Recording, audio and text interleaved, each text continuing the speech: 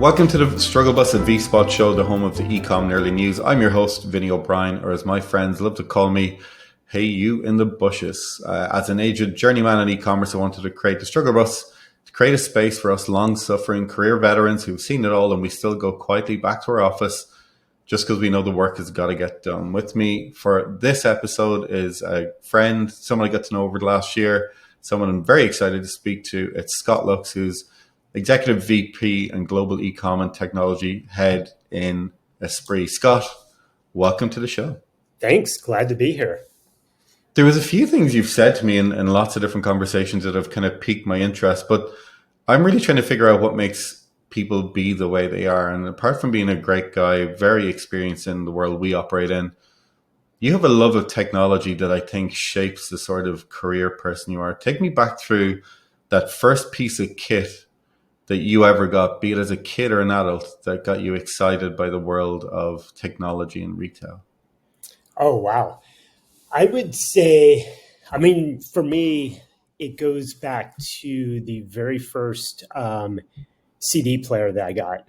I think I was turning 13 or 14 and saved up my money. I'd worked in my dad's shop, so this kind of ties into retail. He had a lighting store back in Dallas, Texas, where I grew up. And this was before Home Depot, Kohl's, like any of the big retailers that sell light fixtures and ceiling fans. And I used to love to go hang out at his store on Saturday. He'd pay me a little bit and put together light fixtures, interact with customers, walk the floor. And I just thought it was so cool to see people coming in, browsing, and I'd help carry out their packages. And luckily, where our store was located, there was a record store called Sound Warehouse in Dallas. And I would go talk to all the guys because back then, that was the only way you could discover music that wasn't on FM radio. And I had this weird passion for like punk, heavy metal, so everything that wasn't on FM radio. And that got me hooked on music and technology because I saw CDs, and the very first CD I bought was Led Zeppelin 4. Oh, amazing. Since then, I always had this curiosity about technology and the interaction with kind of the human emotional element. And from there, it kind of stuck with me. Weird music choices being from Dallas, Texas, I would have thought, no? Yeah, you would have thought like country. Well, even worse, I was born in Alabama. But no, I just grew up with just a wide variety. I always talk about, I had this aunt so my mom's side of the family is from Waco, and she had a 280ZX. So it was a sports car with a T-top. And she loved Rod Stewart, Rolling Stones, Fleetwood Mac, and took me to the rodeo and listened to music. And I just thought that was the coolest thing because it was music you didn't hear played anywhere. Yeah. And somehow that kind of stuck with me. And I loved heavy metal, hip hop back in the day, all the way through like New Order, Depeche Mode in the 80s. So kind of your classic Gen X, I guess, Amazing. Musical tastes. And then tortured my sister when a radio station in Dallas called Z-Rock came out. And it was pure heavy metal. And my mom's like, you got to drive your sister to school. And Poor Jen had to listen to punk and hardcore heavy metal every morning to get her going. So. Tell me, how did your dad run the store? Was he like authoritarian about it? Was he always looking at the next new thing? Or at least what did you observe? Yeah, honestly, it really came down to relationships because we had this unique mix because, you had consumers that would come in if you had a home or apartment, you needed lighting. So kind of your proverbial direct to consumer back in the day. But he also did about 50% of his business through builders, so B2B, so home builders in the area. And I just observed how he would interact with not only the people he hired, how he took care of them, customers that came in, but also building relationships and networking, which is probably where I picked that up early on, just with the builders. Because again, this was back before any social media, before internet or technology. You really had to rely on word of mouth and just getting out and calling on builders, going on site and visiting. And that Yeah. just kind of stuck with me, building that one-to-one relationship. And you told me in one of our preambles that you remember when your dad took out this half-page ad in the newspaper, right? How did that stick with you so well? Yeah, I just think, growing up, you just have so many perceptions on what you want to be when you grow up, and just kind of, you we grew up in Dallas. And so coming from a family of retailers, my grandfather in Waco had a jewelry business, and my other grandfather in Birmingham, Alabama, which is where my dad got the idea, had a lighting store, and cousins. And I just always thought it was cool enough to have a store to go into, just this physical place. Mm. But when he told me he took out, a half page ad in the Dallas Morning News sports section, I thought that was the coolest thing to flip through there. And it was called Lighting World, and see our ad in there next to, a headline about the Dallas Mavericks or something along those lines. Because again, this was yeah, you had local TV, but that was really kind of the only way to advertise. And to be in the sports page, which was Mm. always the most viewed section of the paper, was pretty cool. So So stuck it's with me. amazing because I grew up in a small village of about 1,300 people, and I started working in a butcher's from when I was 13. So they didn't really care for child labor laws, but they understood that young kids sometimes just want to do something, want to feel like they're contributing. So I've kind of felt that that's always been part of my upbringing and the way that I've evolved my thinking on it. But you have said walking the shop floor, you've talked about customer interaction, looking after people, building relationships. It feels like you had a really good grounding in whatever career path you were going to go into just from these kind of formative experiences. Yeah, I think so. And the last one I'll touch on is, it wasn't always like, I don't know what the saying is, like peaches and roses or whatever, working for my dad. So I finally, at about 16, when I could drive, branched out and waited tables at a restaurant in Dallas called Dalt's. It was an offshoot, kind of this grill model offshoot of owned by TGI Fridays back in the day. And I think Okay. that's the other thing that just kind of shaped my career path, is just being in the service side of it, kind of front lines. And I view that with retail. You and I have talked about physical retail. And because you can't hide behind anything, if a customer is upset or Mm. angry and you're in hospitality at a restaurant, you have to make it right. You really don't have a choice. And I think that just kind of stuck with me on how you interact with customers, and that service side of it, the high pace, high pressure component, and dealing with a ton of adversity. I mean, I had people walk out without paying, you name it. So I think that that's what kind of stuck with me going forward, and kind of bringing that lens to how I view digital and e-commerce and retail today. But you still talk about it with a huge amount of passion. So you're a career veteran. You're in a similar time to me, 20 years plus.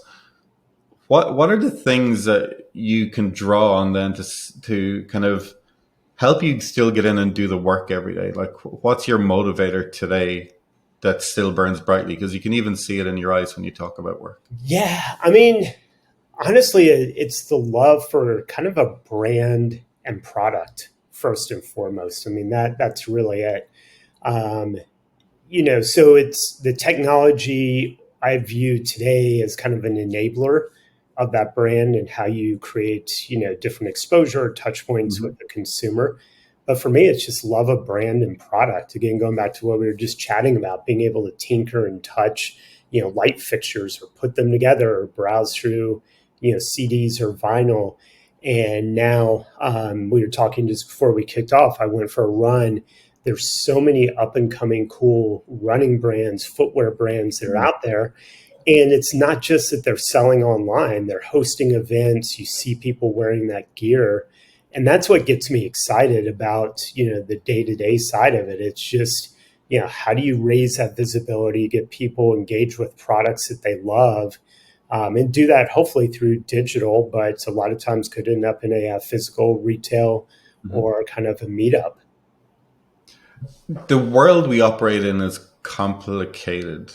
Do you think we have overcomplicated it, or is it a genuine statement of fact? We work in a complicated world. I mean, yeah, I think it's complicated, but I do think we overcomplicate it. And you and I have touched on, right now my big rant is around AI, and it's not that I'm a Luddite or against it, but I just think we have become conditioned, and I would say probably started with the iPhone and social media, to just losing our ability to think. And you talk a lot about, you call it friction. And I think Yeah. that's what's complicated it is everybody wants a shortcut or an easy path. I think I saw a quote somewhere like the average American now reads on like a sixth grade reading level. And that's just, it's Whoa. horrifying, but that adds that complexity. And then you couple it with the world we live in, where it's like on one hand, you are just dumped AI. And it's like, hey, if you don't get on board with agentic AI and that's how everybody's shopping, then you're viewed as old school or someone that's just, not going to have a job type of thing.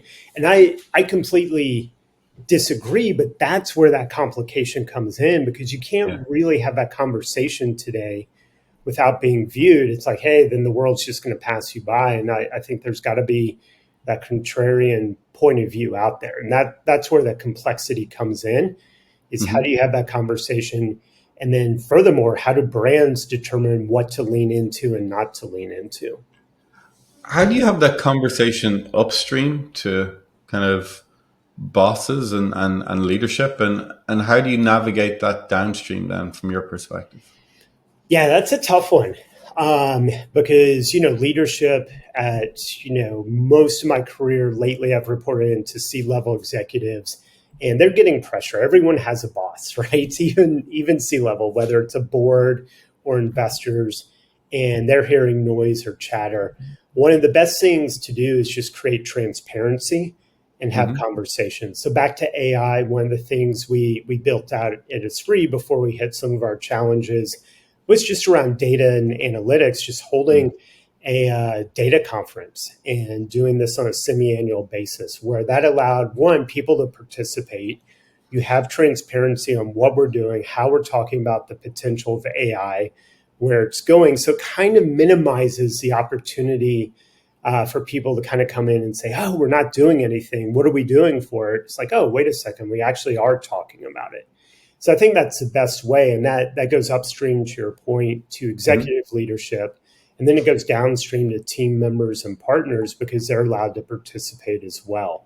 And just having that forum and that transparency on here's how we're talking about data or AI or our tech stack or just brands allows you to have that open conversation both up and down. The communication piece is really interesting. We've had a guest on the Watson Weekend, one of the other shows that you've been on with us, and we're talking about communication being like a strategy during chaos, and chaos is probably representative of the world that we just can't control right now. It's not I don't think it's an over exaggeration, but it can feel chaotic. How would your dad's business survive in a modern environment, or could it?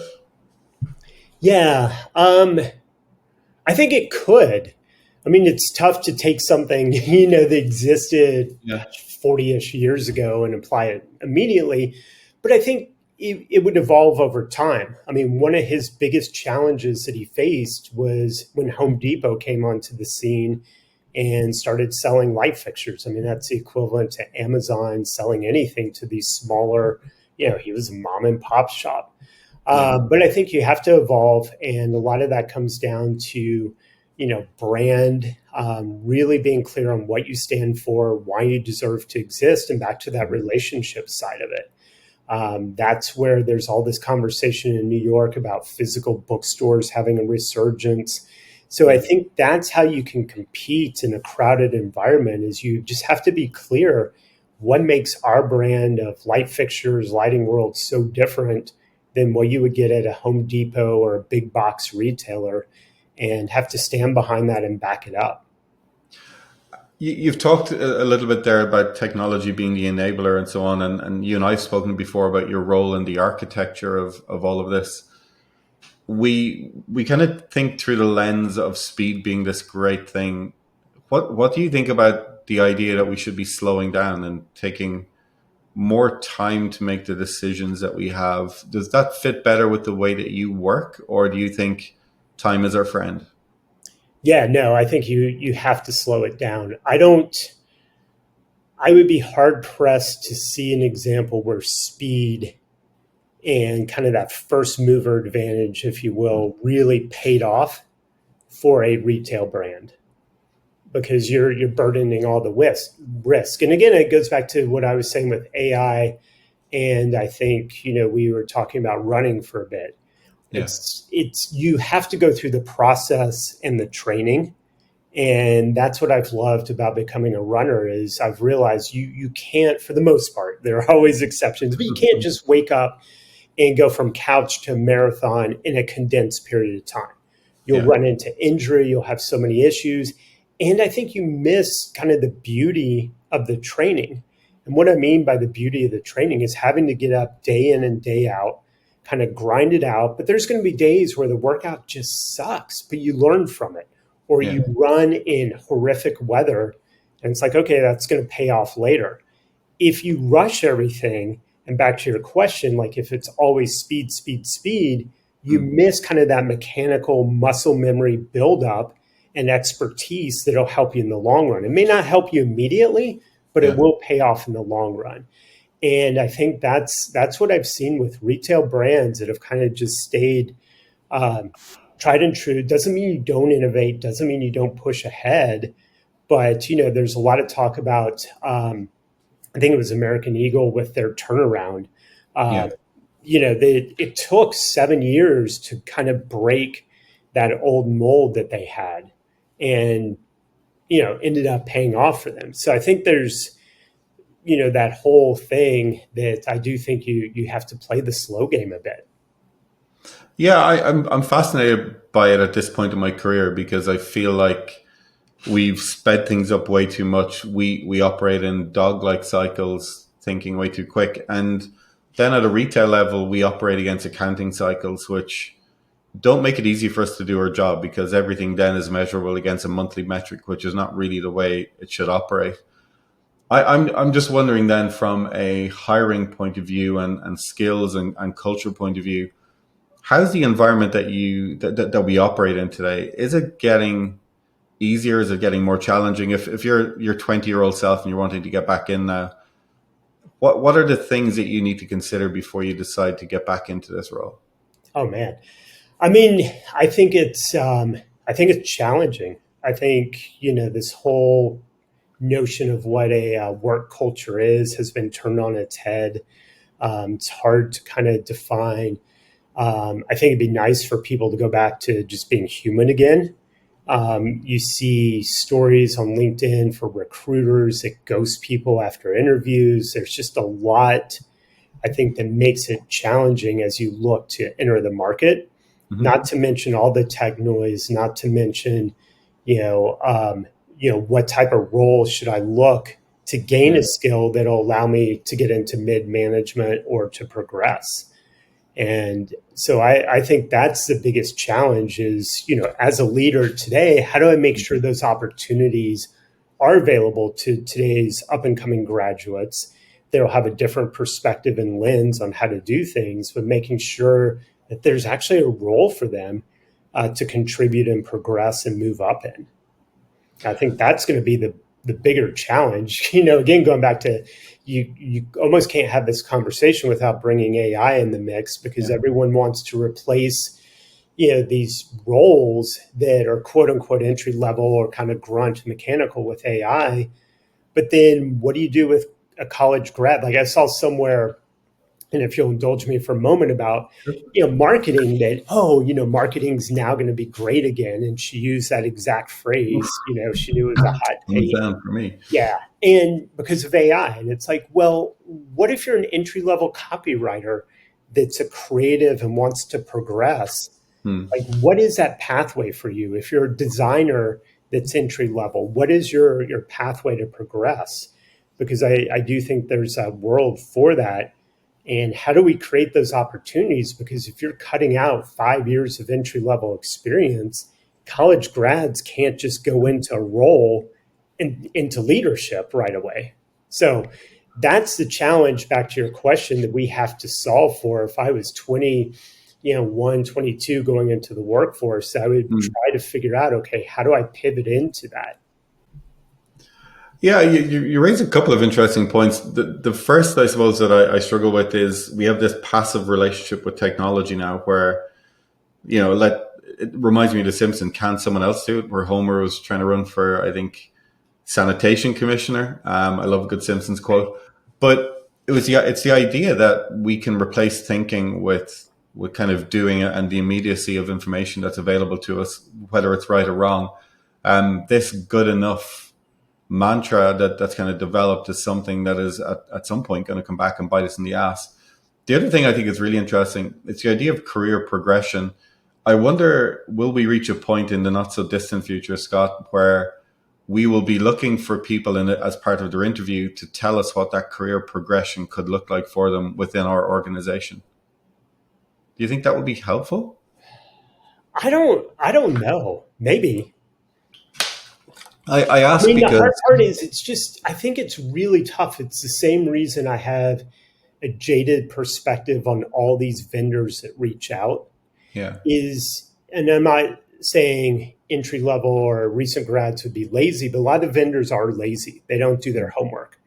Like they'll reach out and say, "Oh, you're doing such an amazing job, this, and this, and I love what you're doing." It's like, yeah, but our site's been down for a month. So did you even look at our site? So Yeah. the reason I bring that up is because I think it's really hard for someone to have a progress or roadmap of, hey, here's what my career progression would look like at XYZ company, if they Mhm. don't even have enough research or the insight into what the company is doing to be able to think through that. And so maybe to your point, we could be optimistic that they'll do more research on the company and have a thoughtful point of view Mm. on where they would contribute and how they would grow.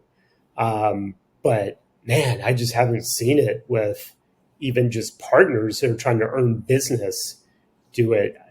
I'm not too optimistic on that front. We can maybe come back to that because there's a whole idea around entitlement culture as well, which I think is really interesting. We almost feel because we've access to everyone, we're entitled to everything as well, and it's certainly something I even see creeping in on my 7 year old son. Like if he interacts with social media, which he never does, he's not got a phone, but he might see a YouTube video or whatever, and it does something to his brain. It scrambles how he thinks about the world, and all of a sudden he feels that he should be this creator or influencer who then has all this entitlement, because really that's what a lot of the messaging kind of they're never overly comfortable with it.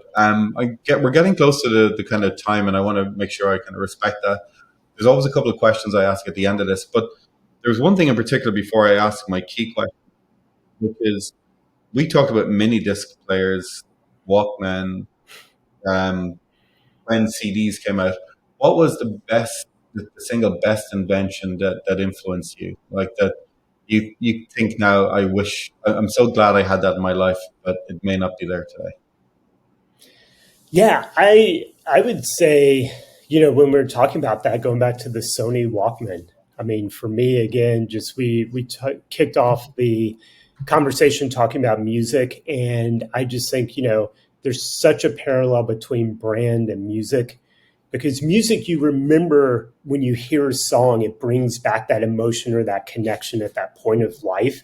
Like I Yeah. can vividly remember, whether it's hearing music or soundtrack from Breakfast Club. It's like I remember vividly going to see the movie, no matter how many times I hear the song. Um, so the Walkman for me, just being able to take music with you and kind of tune out the world and kind of go to this other place.